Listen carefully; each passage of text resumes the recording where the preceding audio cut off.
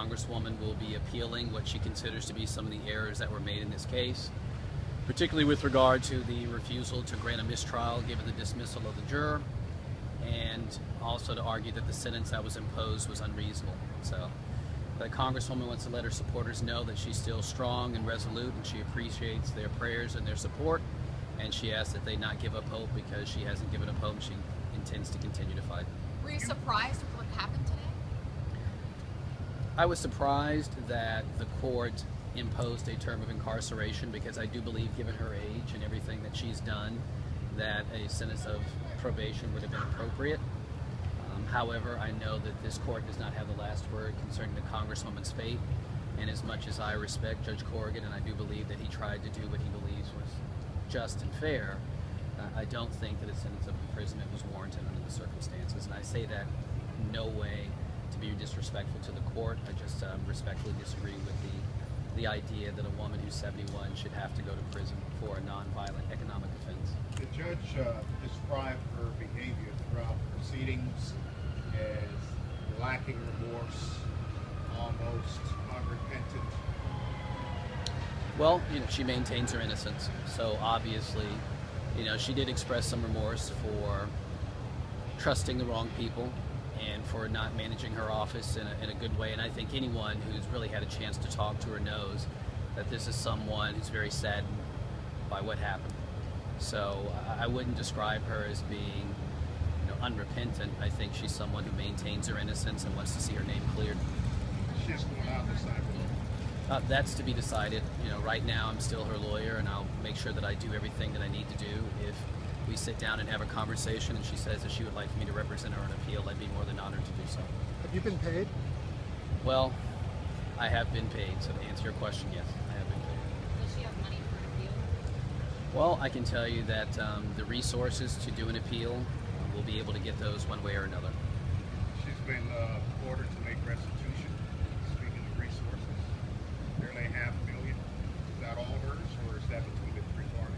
Well, remember, it's joint and several liability, and this restitution is usually accomplished as a result of payment plans that take place, so that's something that's well into the future. That's not an immediate concern right now. If there's an appeal, will she have to go to prison starting in January? Well, that's going to be decided. As you know, the judge gave me a deadline of next week to file the motion for bond pending appeal, and I think there are good grounds for that. We do think there are some appealable issues where she has a chance of prevailing. She's clearly not a flight risk, and in most other cases like this, the individuals were allowed to stay out on bond pending appeal. What's the status of expressed any concerns about going to prison? I mean, she's expressed typical concerns that anyone would express. I mean, no one wants to see the freedom deprived. No one wants to go to prison, but she's very strong and resolute. This is a woman who's had to overcome a lot, and this isn't the first challenge she's had to deal with, and it won't be the last. Did you advise her to not speak to the media after this is over with, since she does want to appeal, because she didn't speak at all? Well, I think you can understand right now, today's an incredibly emotional day. I want you to think about this fact. For the first time in over several months, she was in the same courtroom as someone that she loved like a son, and he was seated right behind her. And it was heartbreaking for her to see him get sentenced to 4 years in prison, and then to hear herself get sentenced to prison. So I think most people can understand why she needs some time to process this and to gather her thoughts. What's the status of her motion for a new trial? Well, the status of the motion for the new trial, that was handled by the judge, that was litigated, the judge denied the motion. So right now, those issues will just have to be dealt with by the appellate court. Can you speak to this sentence compared to other public corruption sentences, such as the ones you discussed during the sentencing hearing? Obviously this is on the heavy side. It is on the heavy side, and I think it's on the heavy side, unfortunately, because of the fact that you had a relatively high dollar amount that was alleged as far as loss, and also because you had separate crimes as well with taxes. I, again, still maintain my argument that a sentence of imprisonment was not necessary here, because you're dealing with someone who's 71 years old. And my concern is that the sentence of imprisonment was imposed to send a signal, as opposed to it being necessary under the circumstances. You said the heavy side. There in court, when you were in private chambers after the sentencing came down, did she shed any tears at all? No tears, no tears. I mean, listen, this is a sad day for everyone, and I think what I would ask everybody to think about or consider is this. Literally today in this nation, there are tens of thousands of individuals who are going to be sentenced. And most people will not attend their hearings. Most people will not really care what happens to these individuals. Hopefully this interest that people have in the criminal justice system is not just because she's a celebrity. It's not just because people want to see her go to prison. It's because people have a true interest in finding out why our system operates the way it does and finding out if there's some ways that we can reform our system. You know, I've represented people who have committed violent crimes who have received less time than the Congresswoman has received today. And I think we need to think long and hard about why we sentence people to imprisonment and what we do with people who've committed nonviolent economic offenses, particularly the elderly. At the root of the judge's statement, it was the lack of trust and distrust. 5 years?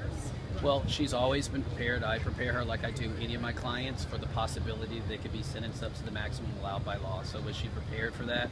Yes. In the Jefferson case, some of the counts were thrown out upon appeal. Could that happen with some of this, and how would that affect sentencing? It could. You know, one of the options on appeal is that this entire process can be overturned, both the conviction and the sentencing, and hopefully that will happen. Question, you said 5 years were heavy, Right. but she was exposed to almost 9. So isn't that the middle ground? Well, one thing to note is that the judge did give the Congresswoman a below guideline sentence. In this case, he ultimately concluded that her guideline range was the minimum 70 months, and he gave her less than that. And so I think that was in part a recognition of the mitigating and extenuating factors in this case. Still, I don't believe that she should have done any time in prison, but right now, it's still an open question as to whether or not she will do any time in prison. There's still the issue of whether or not he will grant her bond pending appeal, and if that's granted, then she can stay out until the resolution of her appeal, which could take a number of years. And if the court comes to the conclusion that she should have been granted a new trial, ultimately this process could result in her never having to serve a day in So prison. January 8th may come and she never go. January 8th may come and she could still be here, available to talk to any of you. Well, you say that, but she didn't come out and say anything today.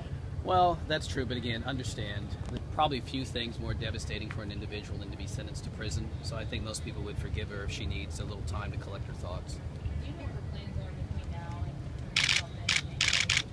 Well, to continue to work on her case. You know, the most important thing is we need to get together and put together this motion for bond pending appeal, and then after that, start getting the work together for the appeal. So, just like since the beginning, the first day that she's come to this courthouse, she's going to be working to clear her name, to make sure that she doesn't have to serve a day in prison.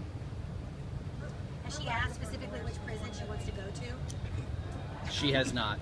And I'm sorry, Ian, your question? For lack of remorse, one of the things that the judge mentioned is the fact that he considered, did it damage your client to testify, do you think? Well, you know, you can never really know exactly what caused the jury to reach the verdict that they did. I can tell you one thing with regard to her testifying. You should note that the judge did not impose the enhancement for obstruction of justice, so I would argue that it did not hurt her when she testified. Any other questions? All right. Well, I'm sure we will be seeing you guys at some point again. Thank you. Thank you.